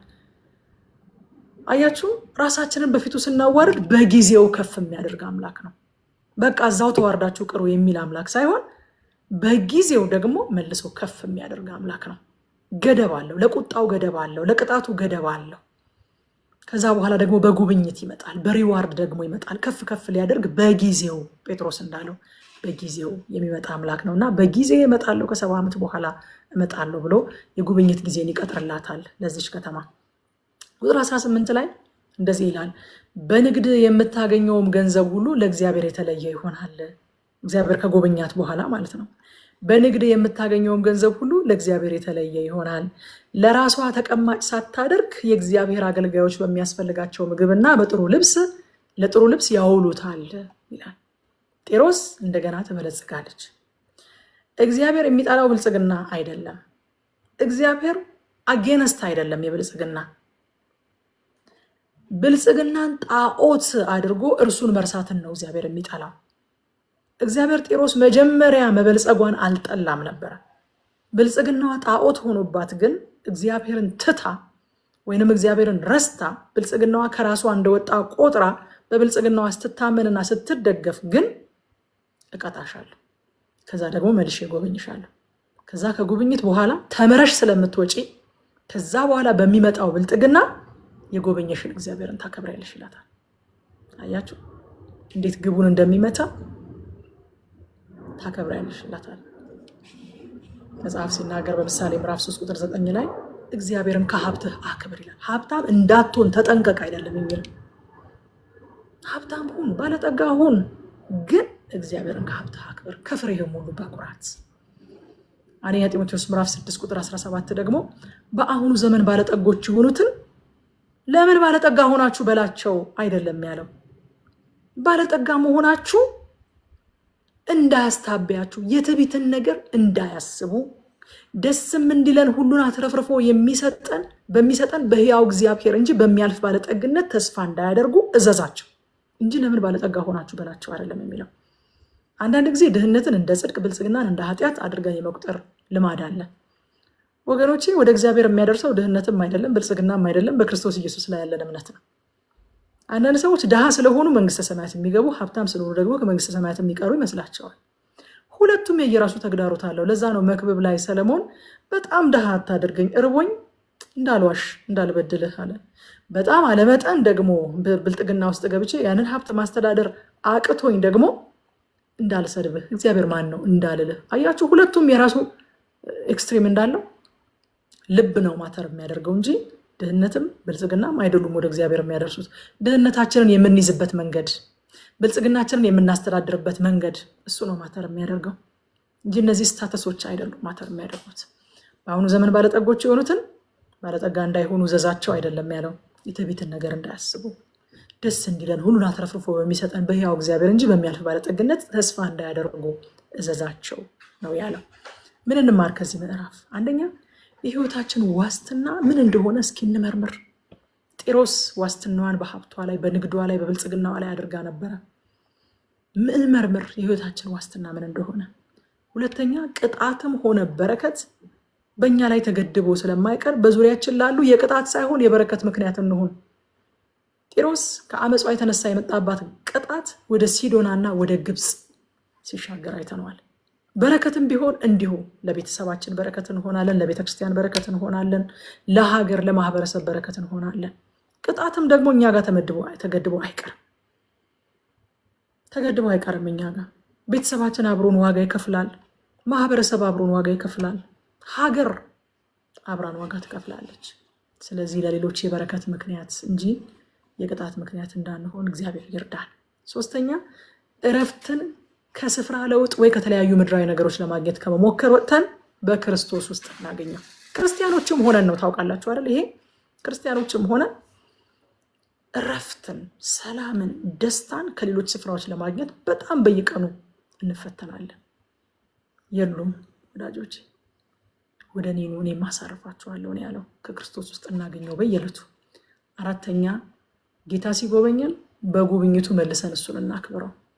ጤሮስን እጎበኝሻለሁ አላትና እኔ ስጎበኝሽ ግን ሀብትሽን ወደ መዝገብ ቤት አይደለም የምታከማቸው አሁን አለ። ለአገልጋዮች የሚያስፈልጋቸውን ምግብና የሚያስፈልጋቸውን ልብስ ትሰጫለሽ፣ በሀብትሽ መልሰሽ እኔን ታከብርኛለሽ። ስለዚህ ጉብኝታችን እግዚአብሔርን ያክብር። ምዕራፍ 24 ትንቢተ ኢሳይያስ ምዕራፍ 24 አሁን የእግዚአብሔር ቁጣ ደግሞ በምድር ሁሉ ላይ ሲሆን ያሳየናል። አሁን ኢሳይያስ መልእክቱን ለእያንዳንዱ አገር ከመናገር አልፎ ለምድር ሁሉ ወይንም ደግሞ ዓለም አቀፋዊ ያደርገዋል ማለት ነው። መልእክቱ እንደዚህ ይላል። ከቁጥር 2 ጀምሬ ሳነበው ነገሩ ሁሉም አንድ አይነት ይሆናል ይላል። ይቅርታ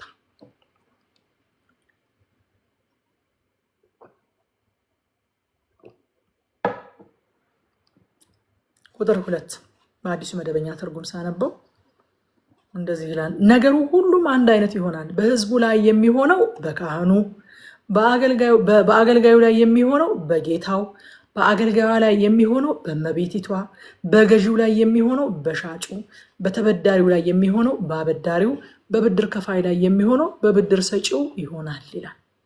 ነገሩ ሁሉ አንድ አይነት ይሆናል። ለምን ከተባለ በፍርድ ቀን በምድር ላይ የያዝነው የትኛውም ስታተስ አገልጋይነት ቢሆን፣ ጌትነት ቢሆን፣ እመቤትነት ቢሆን፣ ገዢነት ቢሆን፣ ሻጭነት ቢሆን፣ አበዳሪነት ቢሆን፣ ተበዳሪነት ቢሆን፣ የተማረ ያልተማረ የትኛውም በምድር ላይ የያዝነው ማዕረግ፣ የያዝነው ስታተስ፣ የያዝነው የኑሮ ደረጃ ልዩነት ምንም ለውጥ አያመጣም። በፍርድ ቀን ሁሉ ሰው እኩል ይሆናል።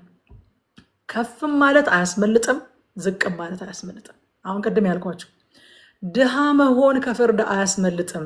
ወዳጆች ከፍርድ የሚያስመልጠው በክርስቶስ ኢየሱስ አምኖ እምነታችንን መኖር አለቀ።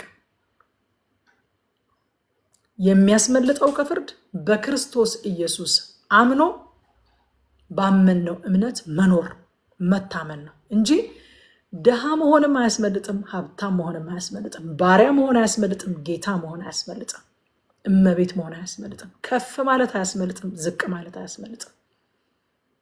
አሁን ይህንን ሀሳብ በተደጋጋሚ ማነሳው እንደ ማህበረሰብ ድህነት ወደ መንግስተ ሰማያት የሚያስገባ ስለሚመስለን ያንን ለማረምና ለማስተካከል ነው። ድህነት ወደ መንግስተ ሰማያት አያስገባም። ወደ እግዚአብሔር የሚያደርሰው መንገድ አንድ ነው፣ እሱም ኢየሱስ ክርስቶስ ነው። በክርስቶስ በኩል የገቡ ወደ እግዚአብሔር መንግስት ይገባሉ፣ የእግዚአብሔር መንግስት ወራሽ ይሆናሉ። ባለጠግነትም አያስገባም፣ ድህነትም አያስገባም፣ መማር አያስገባም፣ መሀይምነትም አያስገባም።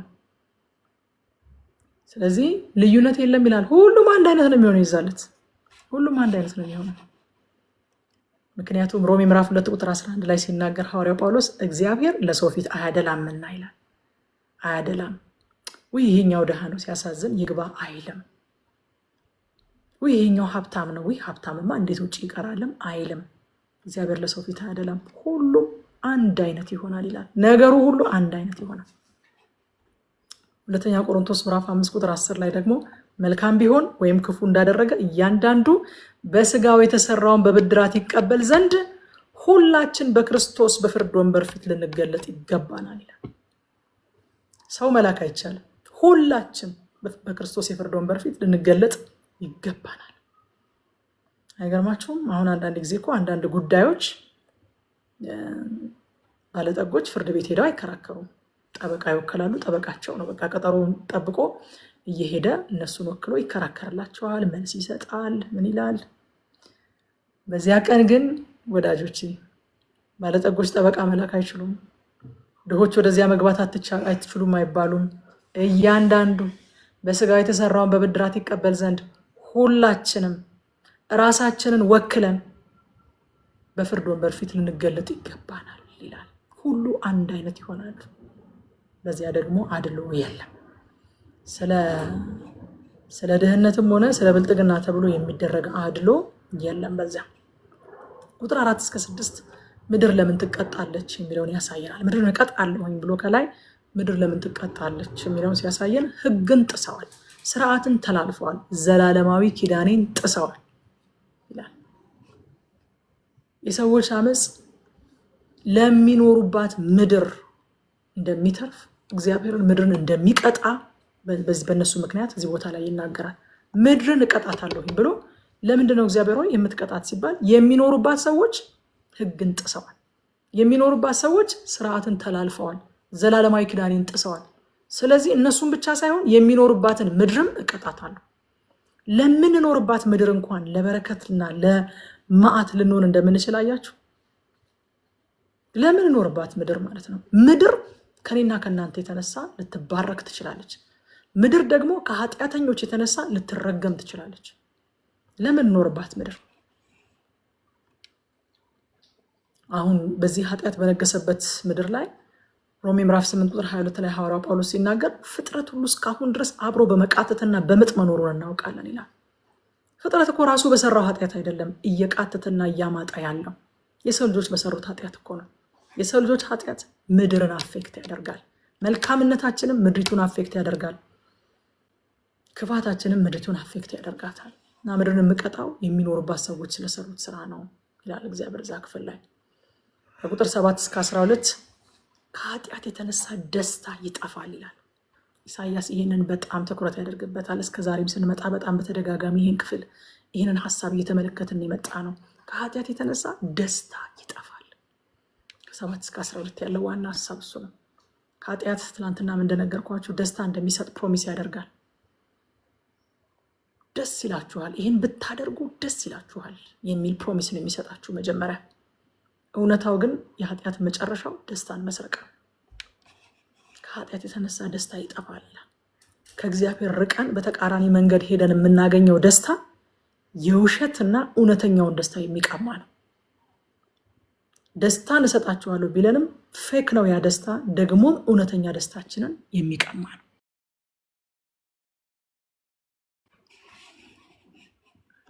ቁጥር 13 እስከ 16 ቅሬታዎች ወይንም ትሩፋን እግዚአብሔርን ያመሰግናሉ ይላል። እንደ ሁልጊዜው ግሎባል የሆነ ዓለም አቀፍ የሆነ ጥፋት ቢመጣ እንኳን እግዚአብሔር የሚያመሰግኑት ትሩፋንን ለራሱ ያስቀራል። ሁልጊዜ እዚህም ጋር ትሩፋን ይቀራሉ፣ የሚያመሰግኑኝ ይኖራሉ ይላል።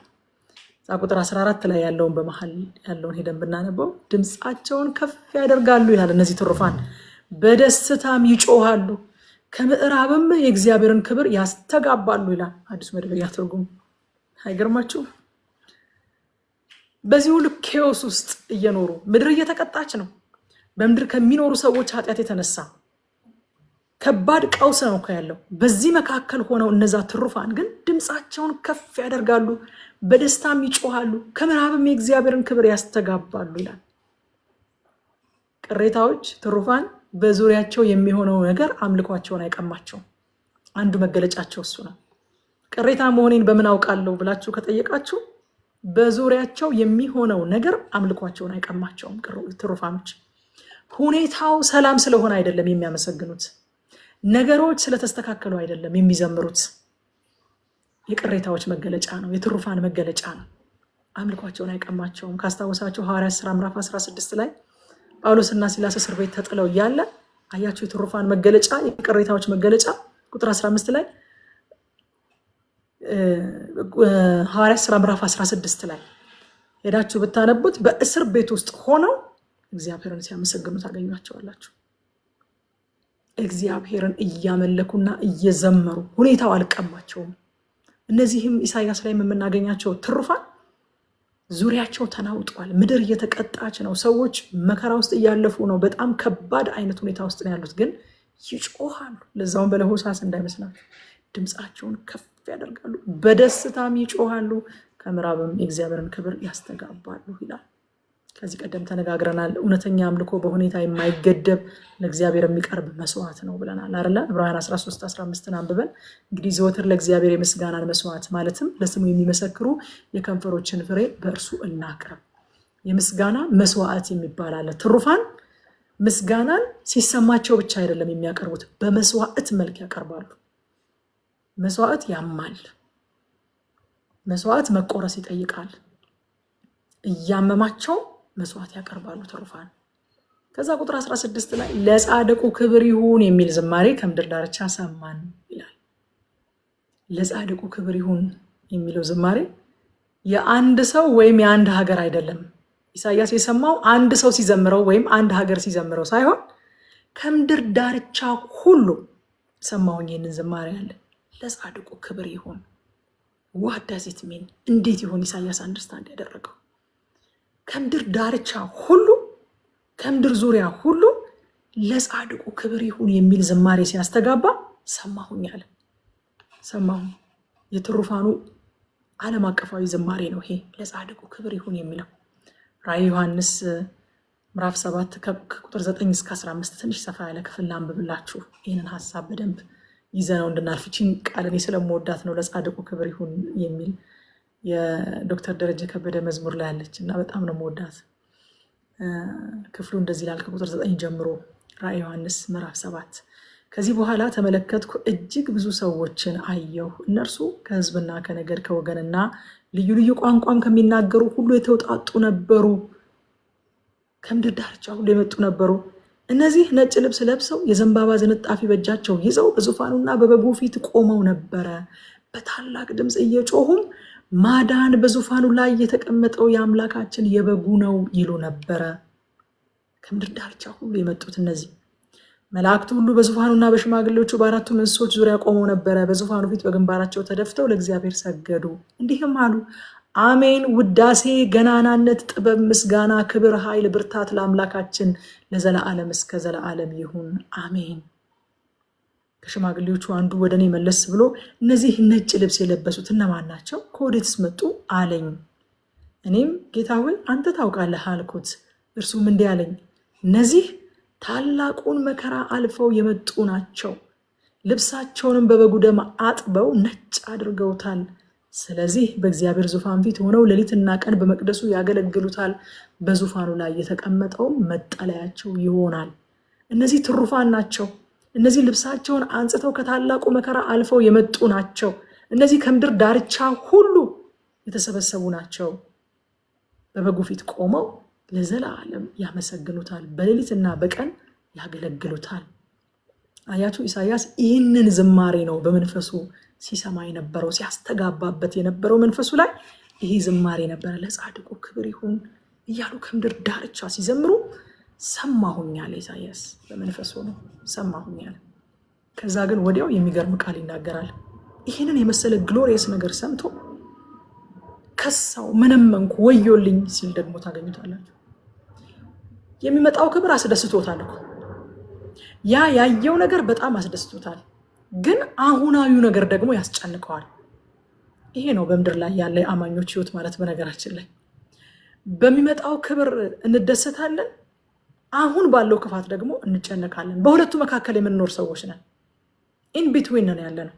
የሚመጣ ክብር አለ ስናስበው ሪጆይስ የምናደርግበት፣ ደግሞ አሁን ያለንበት ሁኔታ አለ። አሁን የምናየው ክፋት፣ አሁን የምናየው የፍትህ መዛባት፣ እሱ ደግሞ ያስጨንቀናል።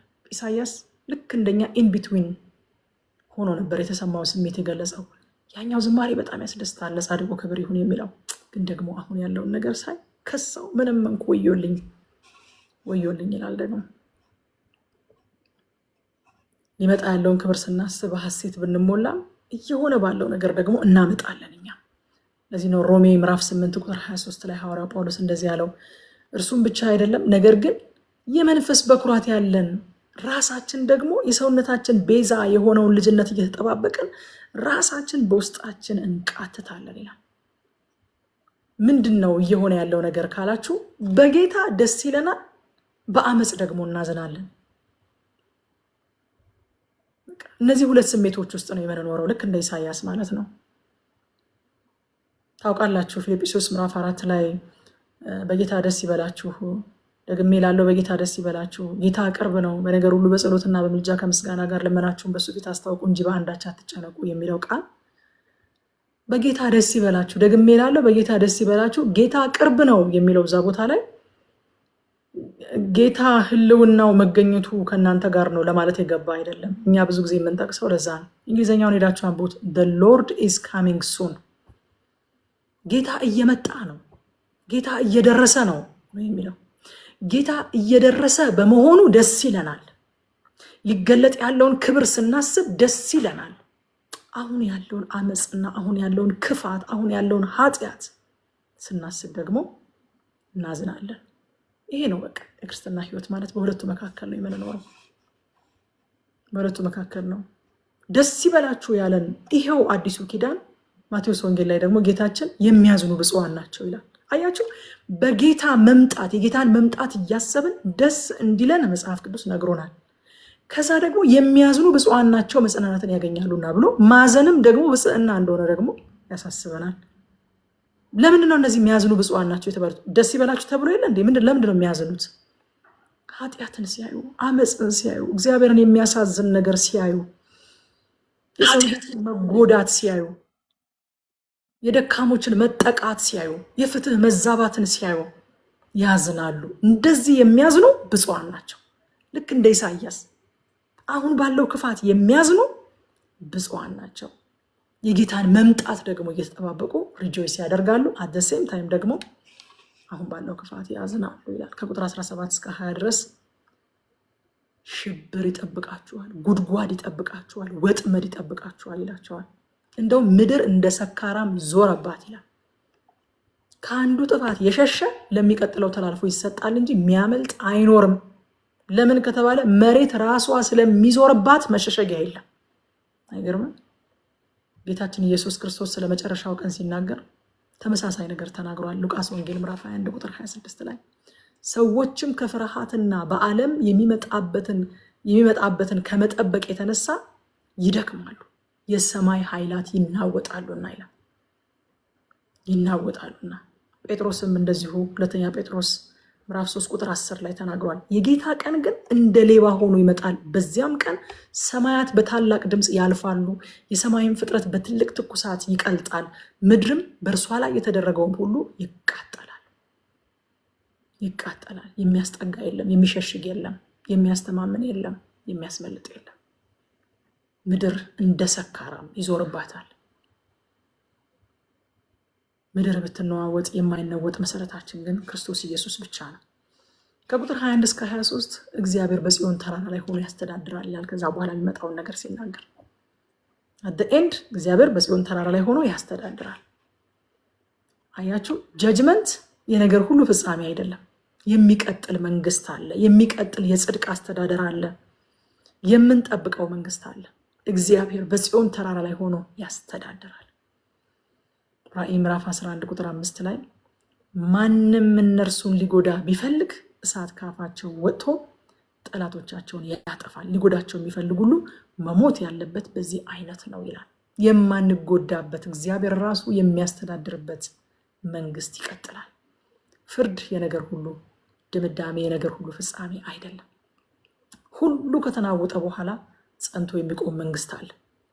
አሜን። ሁሉ ከተናወጠ በኋላ ጸንቶ የሚቆም መንግስት ዕብራውያን ምዕራፍ 12 ቁጥር 28 ላይ ሲናገር ስለዚህ የማይናወጥን መንግስት ስለምንቀበል በማክበርና በፍርሃት እግዚአብሔርን ደስ እያሰኘን የምናመልክበትን ጸጋ እንያዝ። ወዳጆቼ አሁን እቺ የምናያት በጣም ሰፊ የምትመስለን በጣም ትልቅ የምትመስለን ምድር የብዙ ነገሮች መሰረት የሆነች ብዙ ነገሮች የቆሙባት እኛን ጨምረው ማለት ነው ብዙ ነገሮች የቆሙባት ይቺ ምድር አንድ ቀን እንደ ሰካራም ይዞርባታል። አንድ ቀን ትናወጣለች። አንድ ቀን በላዩ ያሉትን ሁሉ ታራግፋለች። አንድ ቀን በላዩ ያሉትን ሁሉ እኔ መሰረት አልሆናችሁም ብላ፣ እኔ አልሸሽጋችሁም፣ እኔ መጠጊያ አልሆናችሁም ብላ አጋልጣ ትሰጣለች። ግን የዕብራውያን ጸሐፊ ደግሞ እንደዚህ ይለናል፣ የማይናወጥ መንግስት እንቀበላለን። ሃሌሉያ! የሚናወጥ ምድር ላይ ስንኖር የማይናወጥ መንግስት እንደሚቀበል ሰው እንደዛ እያሰብን እንኖር። በዛ አይነት የአእምሮ ቅኝት እንኖር። ይቺ ምድር ዛሬ ጽኑ የምትመስለው ዛሬ የብዙ ነገሮች መሰረት፣ ብዙ ታላላቅ ህንፃዎች፣ ብዙ ታላላቅ ነገሮች የተመሰረቱባትና የቆሙባት ብዙ ነገሮችን የተሸከመች ይቺ ጠንካራ ይቺ ብርቱ የምትመስል ምድር አንድ ቀን እንደ ሰካራም ይዞርባታል። አስተማማኝ መጠጊያ፣ አስተማማኝ መሰረት አይደለችም። ግን የምስራችሁ ምንድነው? የማይናወጥ መንግስት እንቀበላለን። ስለዚህ የማይናወጥ መንግስት ስለምንቀበል በማክበርና በፍርሃት እግዚአብሔርን ደስ እያሰኘን የምናመልክበትን ጸጋ እንያዝ ይላል። ምን እንማር ከዚህ ምዕራፍ? አንደኛ በማይናወጠው ላይ እንመስረታ።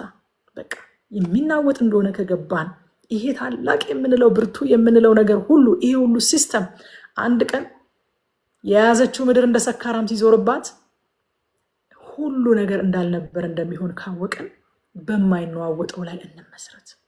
ሁለተኛ በዙሪያችን ያለው ነውጥ አምልኮና ምስጋና ከመሰዋት አያስቆመን። እኛ ትሩፋኖች ነን። የምስጋና መስዋዕት የምናቀርብ ሰዎች ነን። ስለዚህ የአምልኮ መስዋዕት ከመሰዋት አያስቆመን። ሶስተኛ ኃጢአትን በተመለከተ በጣም አጽንኦት ሰጥቶ ኢሳያስ በተደጋጋሚ ነገረን። ደስታን እሰጣለሁ እያለ ደስታን የሚሰርቅ ሌባ እንደሆነ እንወቅ። ከኃጢአት የተነሳ ደስታ ይጠፋል ነው ያው ቃሉ። አራተኛና የመጨረሻው በሚነዋወጠው ዓለም የማይነዋወጠውን መንግስት እንደሚጠብቅ ሰው እንኖር። እንዴት? በፍርሃት፣ እንዴት? በማክበር፣ እንዴት? እግዚአብሔርን ደስ እያሰኘን የምናመልክበትን ጸጋ እየያዝን እንኖር። ጌታ ይባርካችሁ። ክብር ለእግዚአብሔር ይሁን።